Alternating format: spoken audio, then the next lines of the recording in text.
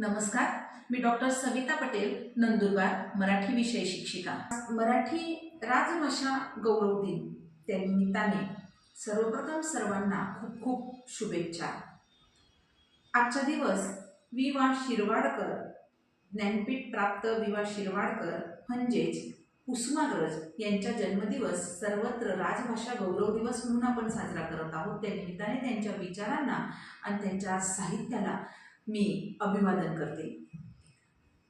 मराठी भाषा राजभाषा गौरव दिन केवळ आपण साजरा करणं म्हणजे नेमकं काय, तर माझ्या मते आपण मराठी भाषेमध्ये ज्या पाठ्यपुस्तकामध्ये आपल्याला उपयोजित मराठीचा जो अभ्यासक्रम लावण्यात आलेला आहे त्या घटकांच्या अनुषंगाने आपण विद्यार्थ्यांपर्यंत शिक्षक या नात्याने हे पोचवणं अत्यंत गरजेचं आहे की उपयोजित मराठीच्या माध्यमातून विद्यार्थी चांगल्या प्रकारच्या करिअरच्या संधी शोधू शकतो, किंबहुना उपयोजित मराठीच्या माध्यमातून ते चांगल्या प्रकारे आपला व्यवसाय करू शकतात। जसे की आकाशवाणी, सूत्रसंचालन, मुद्रित शोधन, ब्लॉग लेखन, जाहिरात, अनुवाद यांसारखे अनेक उपयोजित मराठीचे घटक आपण विद्यार्थ्यांना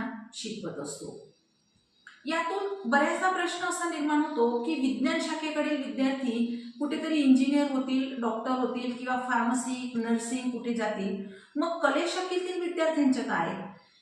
तर कला शाखा निवडून सुद्धा जर तुम्ही मराठी विषयाचा एक करिअरच्या दृष्टिकोनातून जर विचार केला तर उपयोजित मराठी या घटकाच्या माध्यमातून तुम्ही उत्तम कार्य कर्तृत्व सिद्ध करू शकता।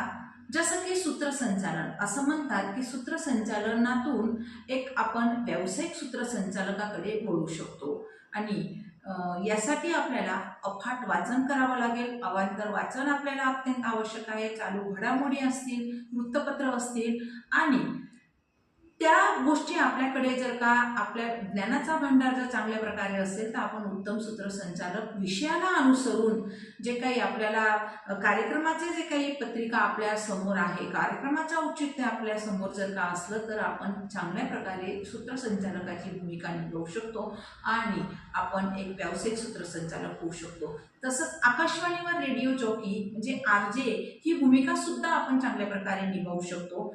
जर का आपल्याला सादरीकरणाचं कौशल्य असेल, आवाजामधील चढउतार असतील, अवांतर वाचन असेल आणि या सगळ्या गोष्टींच्या जर का आपण व्यवस्थित प्रकारे आपल्या बोलण्यातून जर का चांगल्या प्रकारे सादरीकरण आपल्याला करता आलं तर आपण उत्तम रेडिओ जॉकी सुद्धा होऊ शकतो आणि हे शासनाचे जे काही उपक्रम आहेत त्यामध्ये आपण सहभागी होऊ शकतो। जसं काही अनुवादक आहे, ब्लॉग लेखन आहे, तसंच मुद्रित शोधन आहे, तर यामध्ये सुद्धा आपण चांगली भूमिका बजावून आपण एक व्यावसायिक कार्य चांगल्या प्रकारे करू शकतो।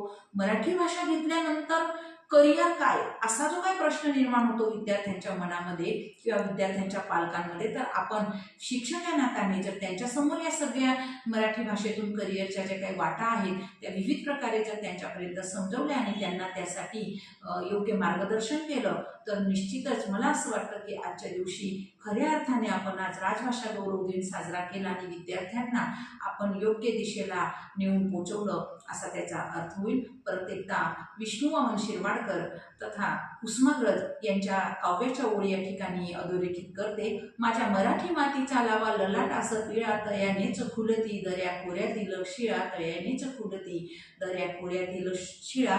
या शुभेच्छा आपणा सर्वांना देते, थांबते। धन्यवाद।